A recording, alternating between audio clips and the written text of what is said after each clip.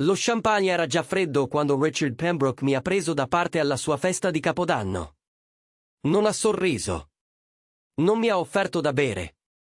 Mi ha solo guardato con quegli occhi grigi e freddi e ha pronunciato le parole che avrebbero cambiato tutto. Trevor, dobbiamo parlare del tuo futuro alla Penrock Industries. O meglio, della tua mancanza di futuro. Mi chiamo Trevor Hartley. Ho 47 anni. E fino a quel momento, pensavo di avere tutto sotto controllo. Per 13 anni ho lavorato nella società di produzione di mio suocero, iniziando come responsabile operativo junior e arrivando fino a vicepresidente senior. Ho dato tutto a quell'azienda. Weekend, festività, tempo con mia figlia che non avrei mai più recuperato. Tutto perché Richard Pembroke mi aveva promesso che la lealtà significava qualcosa nel suo mondo. La festa era in pieno svolgimento alle nostre spalle. Mia moglie, Diana, rideva con sua madre vicino al tavolo degli antipasti. Mia figlia di 12 anni, Emma, giocava con i cugini nel salotto. Tutti festeggiavano l'arrivo del nuovo anno, ignari del fatto che il mio stava per finire. Cosa intendi per mancanza di futuro? Chiesi, abbassando la voce.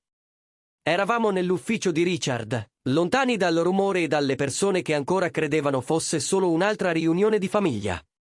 Richard si appoggiò alla sua scrivania in mogano, quella che avevo aiutato a scegliere 5 anni prima, quando aveva ristrutturato quell'ufficio.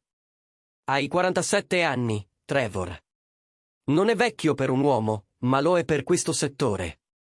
Abbiamo bisogno di sangue nuovo, menti più giovani che capiscano dove sta andando la tecnologia. Mi sentii come se mi avessero preso a pugni in petto. Richard, sono con te da 13 anni. Ho aumentato l'efficienza produttiva del 40%. Ho portato contratti per milioni di dollari. L'accordo di Santiago è di 2 anni fa, mi interruppe. Cosa hai fatto ultimamente? E soprattutto, cosa puoi fare nei prossimi 20 anni?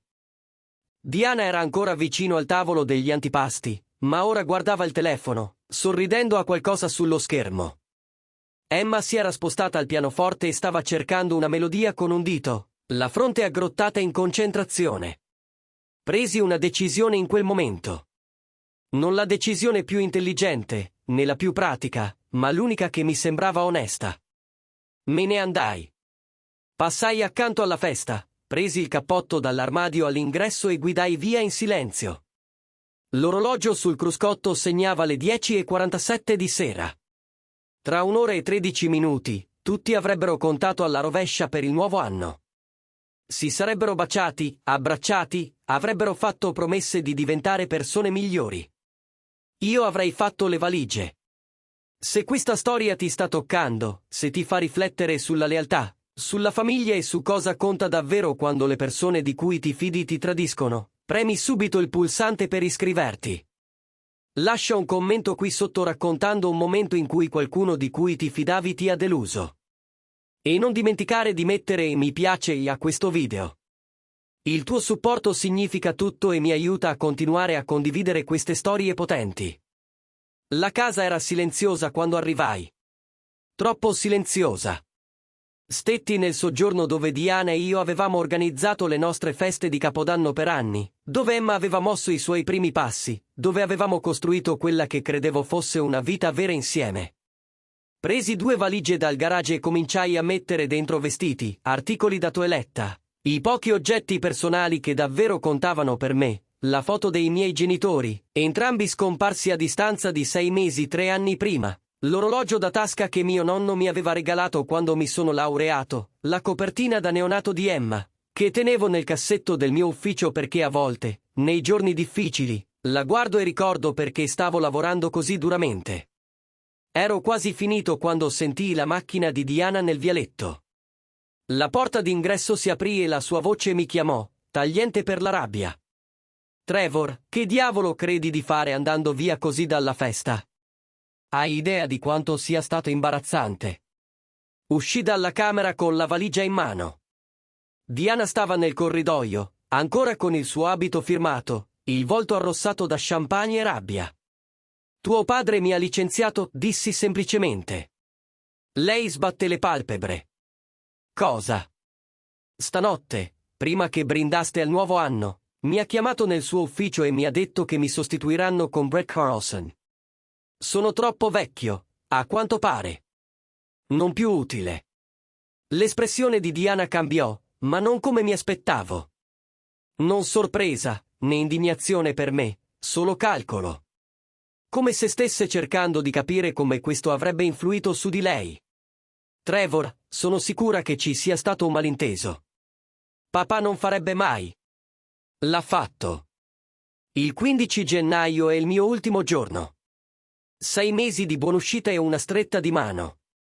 Questo è quello che valgono 13 anni nella famiglia Pembroke. Beh, forse se fossi stato più proattivo nell'imparare le nuove tecnologie. Brett ha tutte queste idee su automazione e integrazione dell'intelligenza artificiale. Alzai la mano, fermandola a metà frase. Non difenderlo. Non trasformare tutto in una questione di me che non sono abbastanza. Ho dato tutto a quell'azienda, Diana. Tutto. E allora cosa fai? Fai le valigie? Dove pensi di andare? Non lo so, ammetto. Ma non resto qui. Non in questa casa che tuo padre ha comprato per noi. Non in questa vita in cui valgo solo finché sono utile all'impero Pembroke. Gli occhi di Diana si fecero freddi. Stai esagerando. È quasi mezzanotte. Dov'è Emma? Hai pensato a tua figlia? Emma è ancora a casa dei tuoi genitori con i cugini. Starà bene lì stanotte. Dille che la amo. Dille che la chiamerò domani. Trevor, se esci da quella porta. Cosa? Mi lasci? La tua famiglia mi ha già buttata via, Diana. Cos'altro resta? Presi le valigie e la superai. Non provò a fermarmi. Rimase lì, nel corridoio, con il bicchiere di champagne ancora in mano, a guardarmi andare via come se fossi uno sconosciuto che non aveva mai davvero conosciuto. L'orologio della mia macchina segnava le 11:38 quando misi in moto. Non avevo una meta.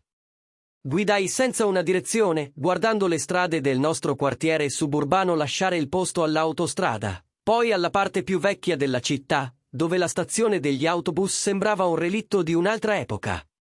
Parcheggiai nel parcheggio quasi vuoto e rimasi seduto a fissare l'edificio.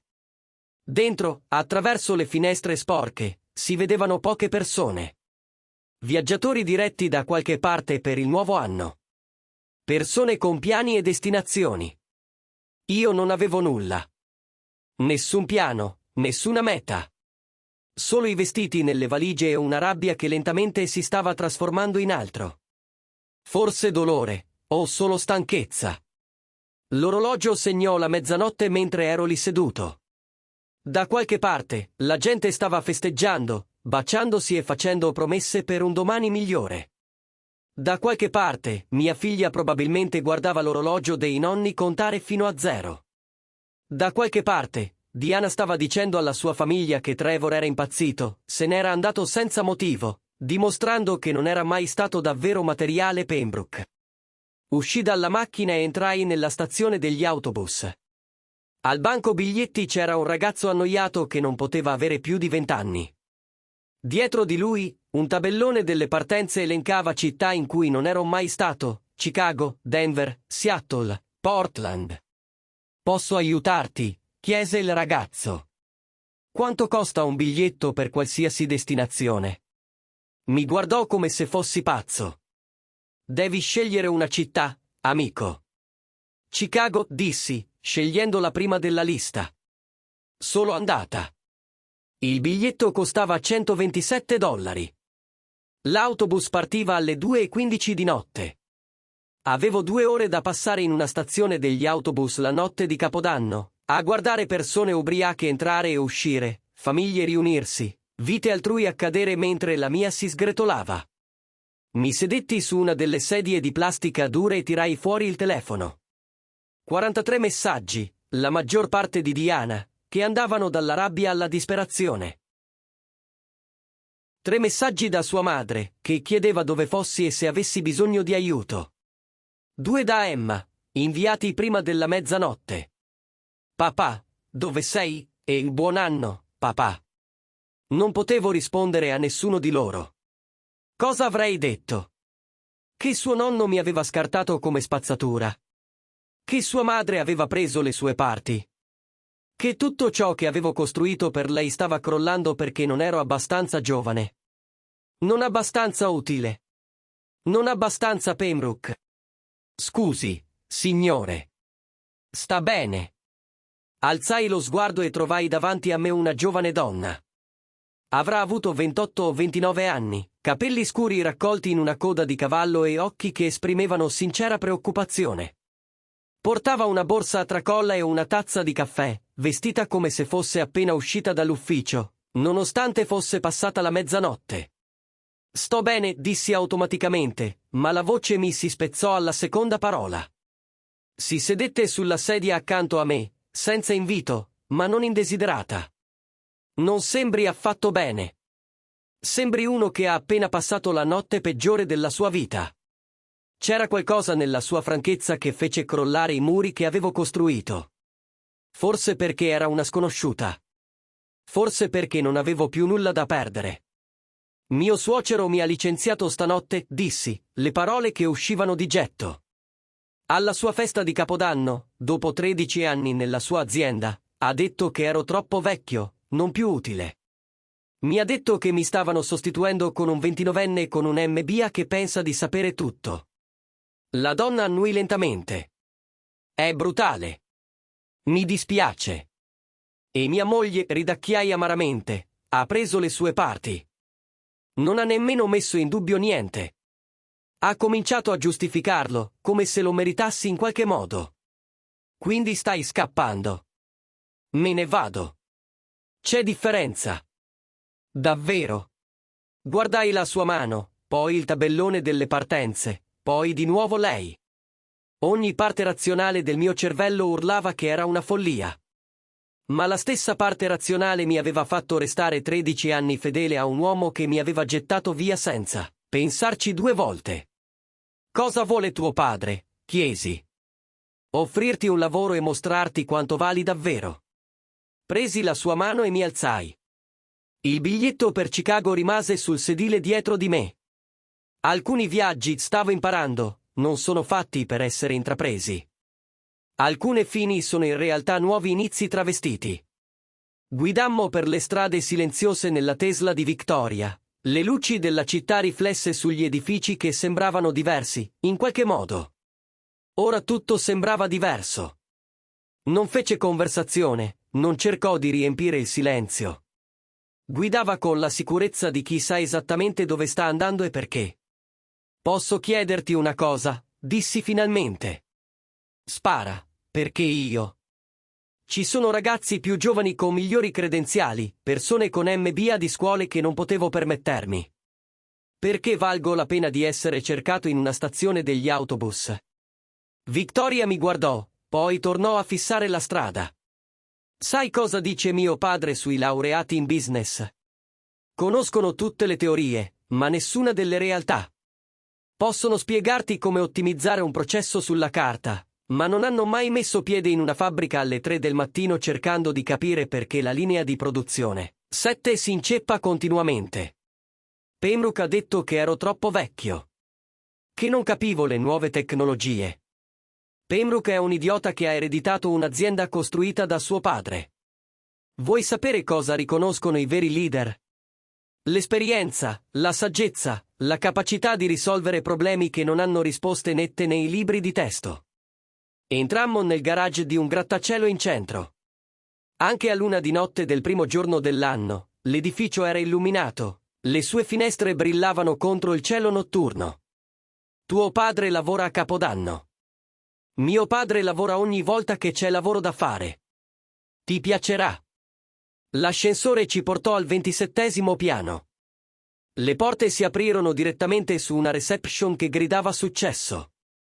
Arte moderna alle pareti, mobili eleganti, finestre dal pavimento al soffitto con vista sulla città. Ma non era ostentata. Era sicura di sé. La differenza era tutto. James Ashford stava vicino alle finestre quando entrammo, una tazza di caffè in mano. Avrà avuto circa 65 anni, capelli argentati e una presenza che riempiva la stanza. Quando si voltò verso di me, vidi negli occhi di Victoria riflessi nei suoi. Trevor Hartley disse, attraversando la stanza con la mano tesa. Grazie per essere venuto. La sua stretta era ferma, e notai i calli sul palmo.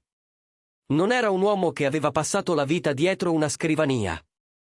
Aveva lavorato con le mani, costruito cose, capito cosa significa il lavoro vero. Signor Ashford, apprezzo qualunque cosa sia questa, ma sono confuso sul perché sono qui. Sei qui perché Richard Pembroke è uno sciocco, e io no. Indicò una poltrona di pelle. Siediti. Parliamo. Victoria sparì in un altro ufficio, lasciandoci soli. James si accomodò di fronte a me, posando il caffè sul tavolo tra noi. Seguo la tua carriera da 3 anni, disse. Da quando hai risanato lo stabilimento Pembroke in Michigan. Ti ricordi quel progetto? Mi ricordavo. Lo stabilimento in Michigan stava perdendo soldi ed era sul punto di chiudere. Avevo passato 6 mesi lì, vivendo in un motel economico, lavorando 16 ore al giorno per diagnosticare i problemi e mettere in atto soluzioni. Quando me ne andai, la struttura era di nuovo redditizia. 53 posti di lavoro salvati. Ricordo che non ti sei limitato a salvare quello stabilimento, Trevor. Hai cambiato radicalmente il modo in cui funzionava. Hai ascoltato gli operai, le persone che realmente producevano, e hai messo in pratica i loro suggerimenti. È raro. La maggior parte dei consulenti arriva con soluzioni prefabbricate che ignorano l'elemento umano. Grazie, ma non ho finito. James si sporse in avanti. Dopo, ti ho visto gestire l'accordo di Santiago. 3 aziende più grandi in gara contro di te. Tutte offrivano prezzi più bassi. Ma tu non hai venduto solo prodotti. Hai venduto relazioni. Hai capito cosa Santiago aveva bisogno, non solo cosa chiedeva. Signor Ashford, perché me lo sta dicendo? Perché voglio che tu gestisca la mia divisione operativa. Piena autonomia, uno stipendio a 6 cifre con bonus legati ai risultati, una quota azionaria nell'azienda. Superviserai 12 manager regionali e sarai responsabile di $500 milioni di operazioni annuali. Quel numero mi colpì come acqua gelata. È più di quanto guadagnassi alla Pembroke. È quello che vali, Trevor. Quello che sei sempre valso. Richard Pembroke era troppo stupido per vederlo. Mi appoggiai allo schienale della sedia, la mente in corsa. Ma non ho un MBA. Non ho le credenziali che hai tu. 13 anni di esperienza sul campo.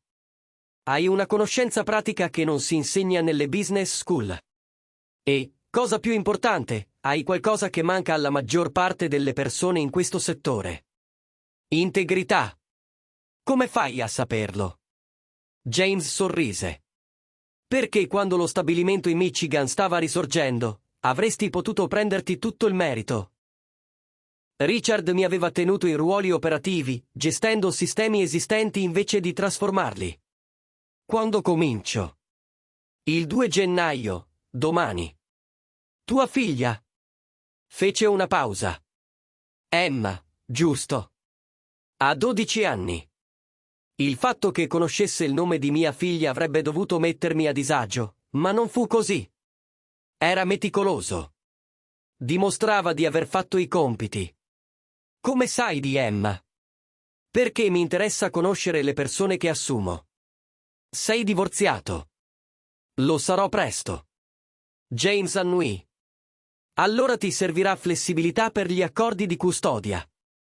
Possiamo lavorare da casa 2 giorni a settimana. Avrai pieno controllo sul tuo orario, purché il lavoro venga fatto. Sembra troppo bello per essere vero. Non lo è, succede solo quando qualcuno riconosce il tuo valore invece di sfruttarlo. Guardai fuori dalla finestra la città sottostante. Da qualche parte là fuori, Diana probabilmente stava chiamando suo padre, dicendogli che me ne ero andato.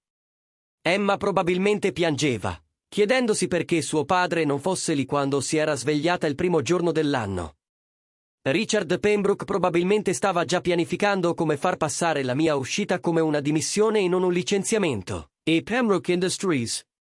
Chiesi. Non ci sarà un conflitto di interessi? James rise. Richard Pembroke ha schiacciato i suoi concorrenti per anni, rendendo impossibile la sopravvivenza delle aziende più piccole. Io non faccio affari con uomini così, e neanche tu lo farai più. Quindi è anche una questione di farlo fuori. È per darti la carriera che meriti. Se poi capita che Richard capisca l'errore che ha fatto, è solo un bonus. Victoria tornò con una cartellina. Il contratto, disse, posandola sul tavolo. Clausole standard, non concorrenza, pacchetto benefit, dettagli sull'equity. Leggilo. Se vuoi un avvocato che lo riveda, possiamo aspettare. Presi la cartellina. La cifra dello stipendio sulla prima pagina era più di quanto avessi guadagnato in 2 anni da Pembroke. La quota azionaria avrebbe valso milioni se l'azienda fosse cresciuta al ritmo attuale. Perché, Victoria? Chiesi all'improvviso. Perché hai mandato tua figlia a cercarmi alla stazione degli autobus? James sorrise. Perché Victoria ha un buon fiuto per le persone e perché volevo che vedessi che questa azienda dà valore alla famiglia. Lavoro con mia figlia perché è brillante, non perché è mia figlia. Qui conta il merito, Trevor. Questa è la cultura che abbiamo costruito. Pensai a Richard Pembroke, che aveva dato al suo stesso genero 13 anni di lavoro e 0 rispetto, che aveva assunto Brett Carlson solo perché stava bene sulla carta, non perché se lo fosse meritato. Lo prendo, mi sentii dire. James si alzò e mi tese di nuovo la mano. Benvenuto in Ashford Manufacturing Solutions. Cominci domani alle 9.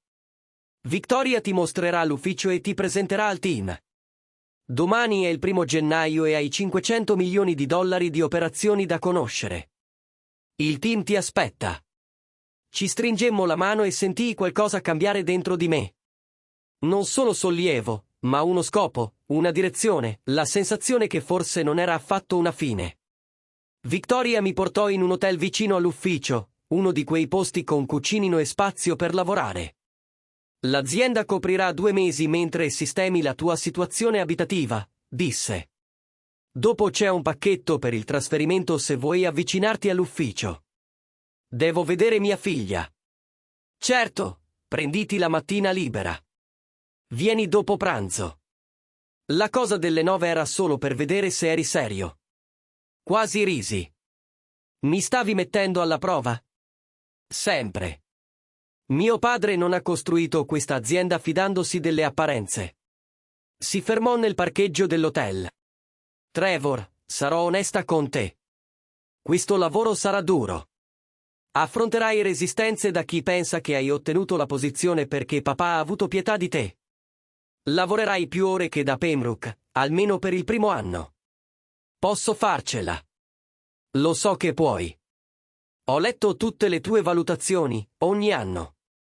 Hai portato sulle spalle la divisione operazioni di Pembroke negli ultimi 5 anni. Ora finalmente ne avrai il merito. Dopo che se ne fu andata, rimasi a lungo nella stanza d'albergo a fissare il telefono. Alla fine chiamai Diana. Rispose al primo squillo. Dove diavolo sei? Sono in un hotel. Emma sta bene? È sconvolta, Trevor. Non capisce perché te ne sei andato. Posso parlarle? Sono le 2 di notte. Sta dormendo. Allora dille che la amo. Dille che domani pomeriggio la vengo a prendere e andremo in quella pizzeria che le piace. Diana tacque un attimo. Cosa stai facendo, Trevor? Hai una crisi di mezza età? Sto prendendo un nuovo lavoro. Uno nuovo. Non hai nemmeno lasciato ufficialmente Pembroke.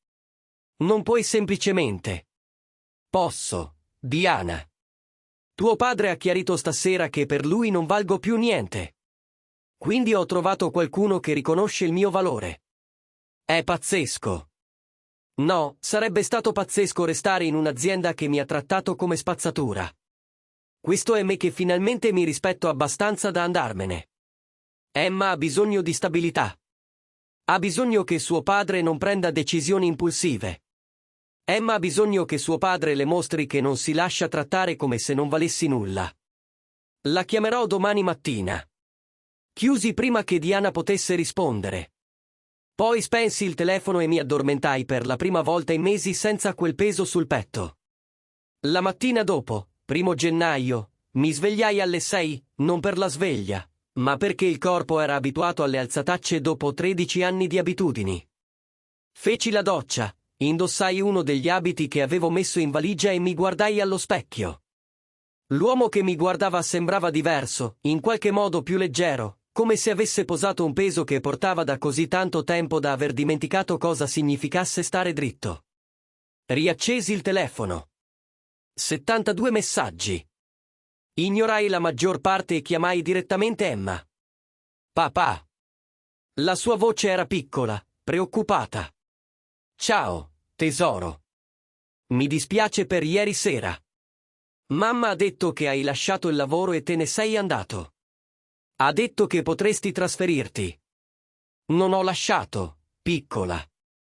Il nonno Richard mi ha licenziato, ma ho trovato un lavoro migliore, uno davvero buono. E non mi muovo da nessuna parte senza di te. Promesso. Promesso. Che ne dici se ti vengo a prendere a mezzogiorno?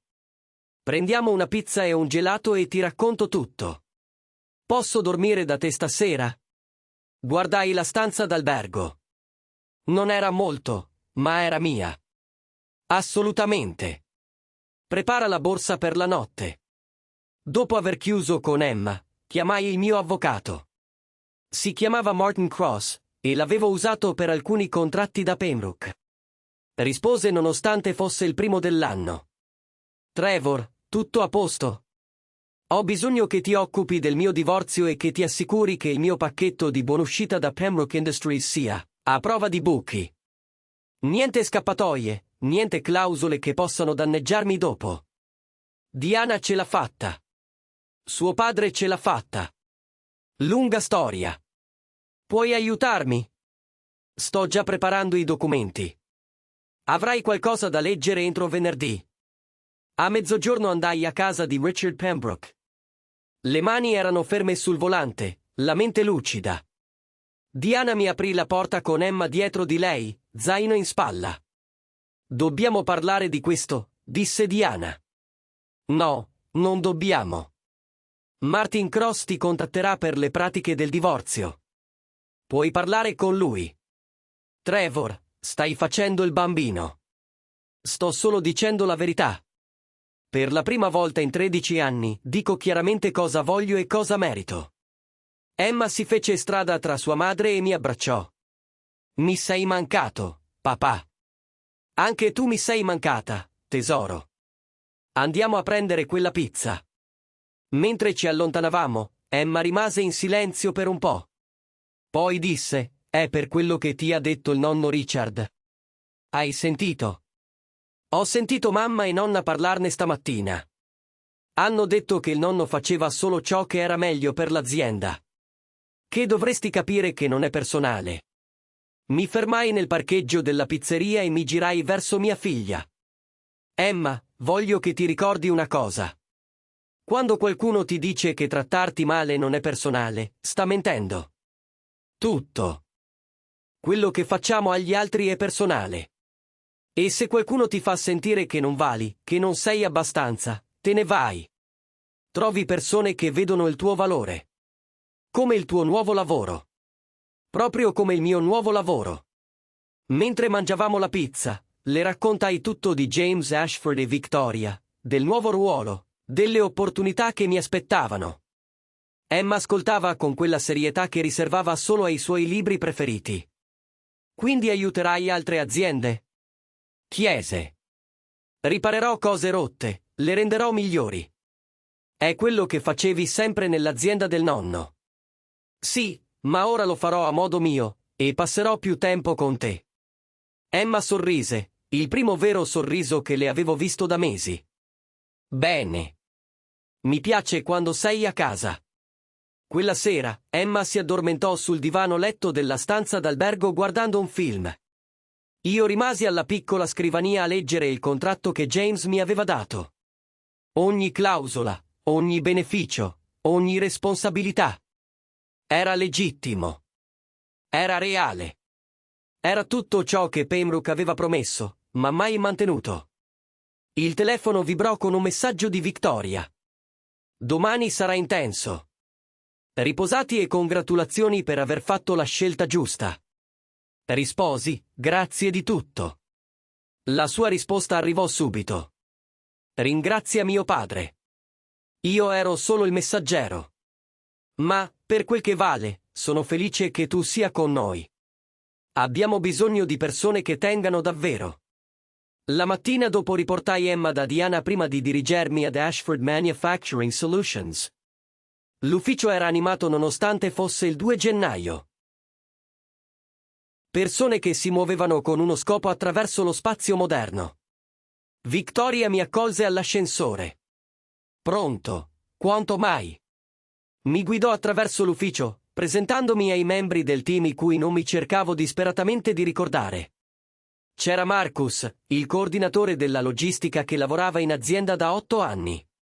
Sara, l'analista operativa laureata al MIT a 19 anni.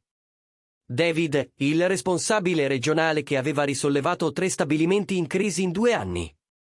Tutti giovani, talentuosi e completamente concentrati sul lavoro. Niente politica, niente tradimenti, solo competenza e rispetto.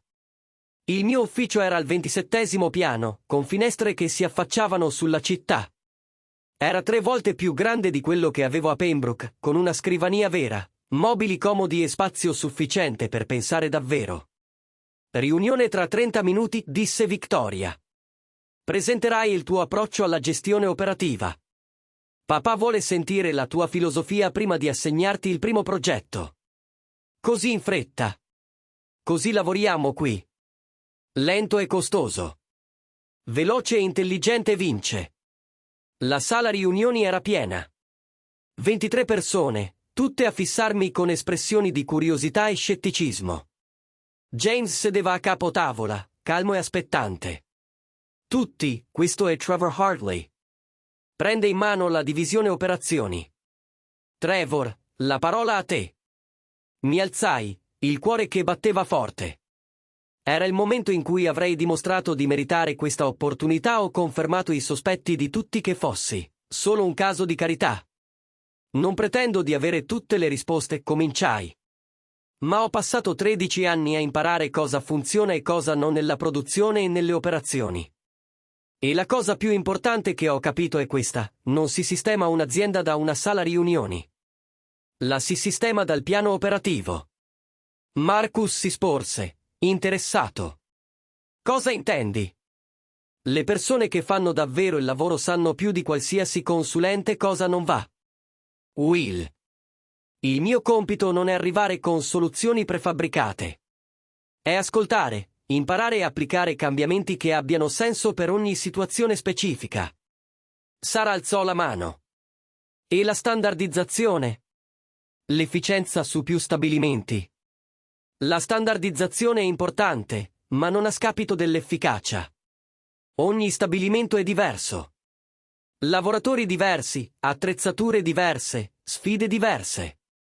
Devi adattare il tuo approccio alla realtà sul campo. Le domande arrivarono rapide. Dure, intelligenti, sfide che mi costrinsero a difendere la mia filosofia con esempi e dettagli. Alla fine dell'ora ero esausto ma esaltato. James annui approvando. Il tuo primo incarico è lo stabilimento di Cleveland. Perdono $200.000 al mese, e il cliente vuole chiuderlo. Hai 90 giorni per raddrizzarlo o consigliare la chiusura. Victoria ti accompagnerà come analista capo. 90 giorni. $200.000 al mese di perdite, tutto in gioco nel mio primo progetto con questa azienda. Quando partiamo? Domani mattina, volo alle 6. Quella sera chiamai Emma per augurarle la buonanotte. Vado a Cleveland per un po', tesoro. Ma tornerò ogni fine settimana a sistemare le cose rotte. Esatto. Sono orgogliosa di te, papà. Quelle 4 parole valsero più di qualsiasi stipendio, titolo o riconoscimento da James Ashford. Mia figlia era orgogliosa di me. Questo era ciò che contava. Lo stabilimento di Cleveland era peggiore di quanto immaginassi. Attrezzature obsolete, lavoratori demoralizzati, una gestione che si era arresa mesi prima. Ma era esattamente per questo che ero stato formato. Victoria e io passammo 3 giorni solo ad ascoltare. Parlammo con operai, manutentori, capi reparto. Tutti avevano idee su cosa non andava. La maggior parte suggeriva come risolvere. Perché nessuno ha mai messo in pratica queste soluzioni? Chiese Victoria a un operaio anziano. Perché nessuno ce l'ha mai chiesto. I consulenti prima di voi guardavano in giro per 2 giorni, scrivevano un rapporto e se ne andavano. Non ci parlavano davvero. Quello divenne il nostro metodo. Ogni mattina lavoravamo sul campo, imparando le macchine, capendo il flusso di lavoro, vivendo i problemi in prima persona. Ogni sera compilavamo appunti e sviluppavamo soluzioni basate su ciò che i lavoratori ci avevano detto. Dopo 30 giorni, avevamo ridotto le perdite a $120.000 al mese. Dopo 60, eravamo in pareggio. Dopo 90, lo stabilimento era redditizio per la prima volta in 3 anni. James volò per la revisione finale. Camminò tra i reparti, parlò con gli stessi lavoratori che Victoria e io avevamo intervistato il primo giorno e esaminò i nostri rapporti di implementazione. Trevor disse mentre stavamo nel parcheggio a guardare arrivare il turno serale: questo è esattamente ciò che sapevo che saresti stato capace di fare. È stato un lavoro di squadra, Victoria è stata fondamentale. Sì, lo è stata. Ma sei stato tu a permetterlo. Hai preso le decisioni. Ti sei guadagnato la loro fiducia. Questo è leadership. 6 mesi dopo il mio nuovo incarico, ricevetti una chiamata da Brett Carlson. Gestiva la mia vecchia divisione a Pembroke Industries da 5 mesi. Trevor, sono Brett. Ho bisogno di un consiglio. Su cosa? Su tutto. Lo stabilimento del Michigan sta fallendo di nuovo. L'efficienza produttiva è calata del 22% da quando te ne sei andato. Ho provato a implementare nuovi sistemi, ma niente funziona. Quasi risi. Quasi. Brett, hai parlato con gli operai? Hai chiesto loro cosa è cambiato? Ho mandato un sondaggio. Un sondaggio? Sei davvero andato lì? Ti sei messo sul campo? Hai parlato con la gente faccia a faccia? Silenzio. Poi Richard ha detto che sei vecchio stile. Che sondaggi e analisi dati sono più efficienti. Richard si sbagliava su molte cose. I dati non ti dicono del caporeparto la cui moglie ha appena avuto un cancro, o della macchina che fa un rumore strano prima di rompersi, o della scorciatoia che tutti conoscono ma non è nel manuale. Devi esserci, Brett. Devi interessarti alle persone, non solo ai numeri. Mi aiuterai? No, ma ti darò lo stesso consiglio che mio padre mi diede all'inizio. Le persone che fanno il lavoro sanno più di te. Ascoltale.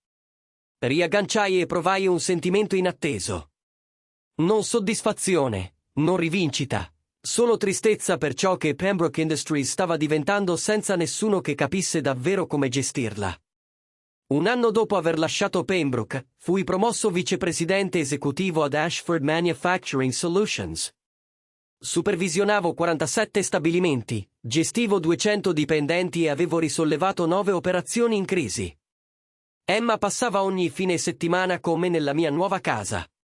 Diana si era risposata con un avvocato aziendale che lavorava ancora più ore di me. Sembrava felice, e io ero sinceramente contento per lei. La società di Richard Pembroke iniziò a perdere contratti importanti. I clienti non erano soddisfatti del calo di qualità. Brett Carlson si dimise dopo 8 mesi, esausto e distrutto da un lavoro per cui non era pronto. Non mi sentii bene per questo. Mi sentii solo grato di aver trovato persone che apprezzavano ciò che portavo al tavolo. La chiamata arrivò un martedì pomeriggio. Victoria irrompe nel mio ufficio con il telefono in mano. Devi vedere questo. Era un articolo di giornale. Pembroke Industries chiede la protezione dal fallimento. Mi sedetti lentamente a leggere i dettagli. 3 anni di ricavi in calo, tentativi falliti di modernizzazione, perdita di clienti importanti. Richard Pembroke si dimetteva da CEO. Come ti senti? Chiese Victoria. Stanco. Triste. Quell'azienda dava lavoro a 300 persone. Lo perderanno tutte perché Richard era troppo orgoglioso per riconoscere ciò che aveva. Potresti comprarla. La guardai. Cosa? Papà sta già facendo i conti.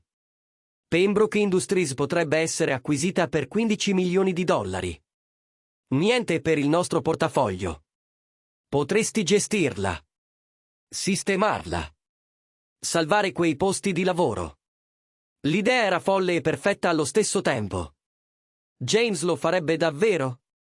Lo farebbe se volesse mostrare a Richard Pembroke cosa succede quando si butta via gente di valore.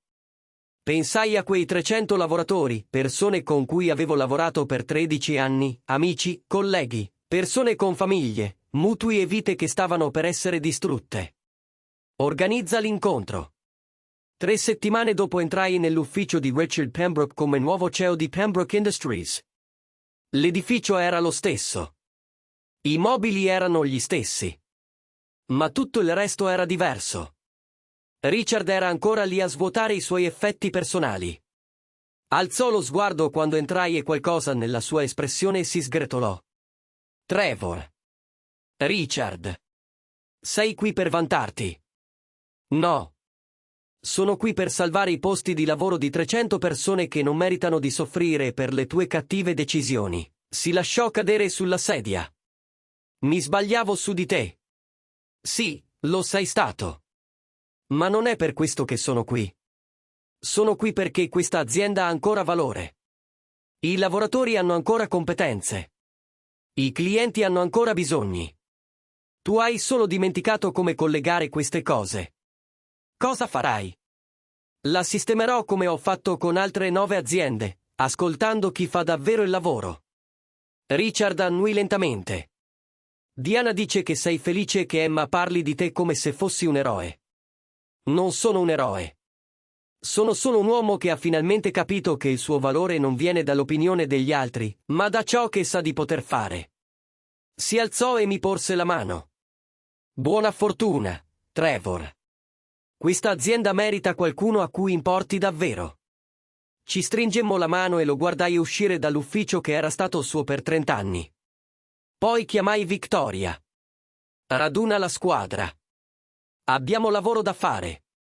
Nei 18 mesi successivi, rivoluzionammo completamente Pembroke Industries.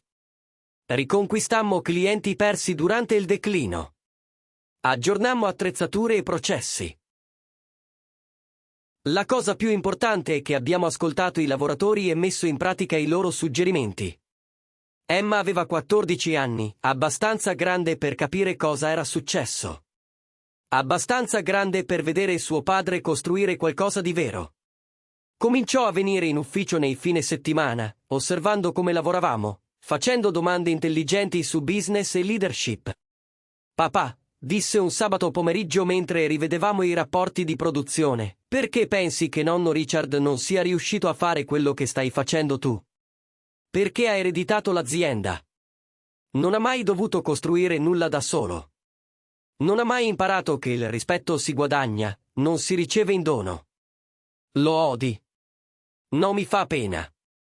Aveva qualcosa di prezioso e non l'ha riconosciuto finché non l'ha perso. È vero per l'azienda e per me. Victoria bussò alla porta del mio ufficio. Riunione di famiglia. Papà vuole tutti. Alla sede di Ashford Manufacturing Solutions, James radunò tutto il team esecutivo, me compreso, il suo nuovo socio nell'azienda ampliata. Abbiamo avuto un anno da record, annunciò James. Ricavi in crescita del 40%, 12 ristrutturazioni di successo, e l'acquisizione di Pembroke Industries ha aperto porte che non avremmo mai immaginato. Mi guardò dritto negli occhi. Trevor, hai superato ogni aspettativa. Hai preso un crollo in una stazione degli autobus e l'hai trasformato nel catalizzatore per cambiare non solo la tua vita, ma quella di molte aziende e migliaia di persone. Ho avuto aiuto, dissi. Victoria mi ha trovato. Tu mi hai dato una possibilità. I team hanno fatto il lavoro vero. Ma tu li hai guidati. Questo è ciò che conta. Dopo la riunione, James mi prese da parte. Mi ritirerò tra 2 anni. Victoria diventerà CEO, ma voglio te come presidente e COO. Gestirai completamente le operazioni. James, non so cosa dire. Dissi e ricorda che l'uomo che ti ha detto che eri troppo vecchio e inutile aveva solo paura di qualcuno che sapeva davvero fare il lavoro. Accettai, naturalmente.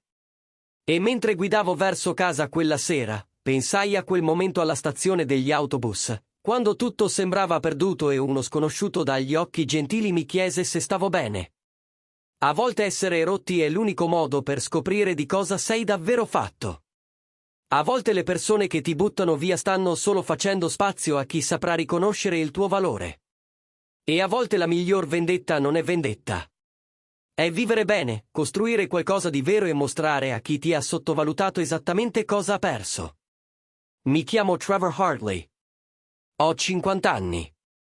Sono presidente e COO di Ashford Manufacturing Solutions e CEO di Pembroke Industries. Sono padre di una figlia incredibile, già più intelligente di quanto io sarò mai. E 3 anni fa ero seduto in una stazione degli autobus, convinto che la mia vita fosse finita, quando in realtà stava appena cominciando. Se questa storia ti ha dato valore, se ti ha ricordato che il tuo valore non dipende da chi non l'ha mai visto, condividi questo video con qualcuno che ha bisogno di sentirlo.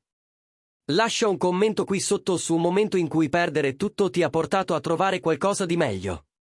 E iscriviti a questo canale per altre storie di persone comuni che scoprono verità straordinarie, rifiutando di accettare la definizione del loro valore data da altri. Perché ognuno ha qualcosa di prezioso da offrire. A volte serve solo essere buttati via per capirlo. E a volte la cosa migliore che può succedere è che qualcuno veda il tuo valore quando tu stesso fatichi a vederlo. Grazie per aver guardato e ricorda, non sei mai troppo vecchio, mai troppo rotto, mai troppo lontano per ricominciare e costruire qualcosa di meglio di ciò che hai perso.